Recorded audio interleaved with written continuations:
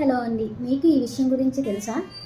కాశీ వెళ్తే ఒక పండో ఒక కాయో వదిలేయాలి అంటారు కదా. అసలుకి ఈ శాస్త్రం ఏం చెప్తుందో మీకు తెలుసా? చాలామంది వంకాయో మామిడికాయో వదిలేసి ఇంక జీవితంలో వాటిని తినడం మానేస్తారు. కానీ శాస్త్రంలో ఎక్కడా ఇలా చెప్పలేదు. కాశీలో వదలాల్సింది కాయాపేక్ష మరియు ఫలాపేక్ష. కాయాపేక్ష అంటే కాయం శరీరంపై ఉన్న మితిమీరిన మోహం. ఫలాపేక్ష అంటే చేసే పనుల వల్ల వచ్చే ఫలితం, వాటిపై ఉండే స్వార్థం. వీటిని గంగలో వదిలేసి బలమైన భక్తితో విశ్వనాథుడిని దర్శించుకోమని పెద్దలు చెబుతున్న మాట. కాలక్రమేణా కాలపేక్ష కాయిగా, ఫలపేక్ష కాస్త పండుగా మారిపోయాయి. కేవలం వంకాయో అరటి పండునో వదిలేస్తే పుణ్యం రాదు.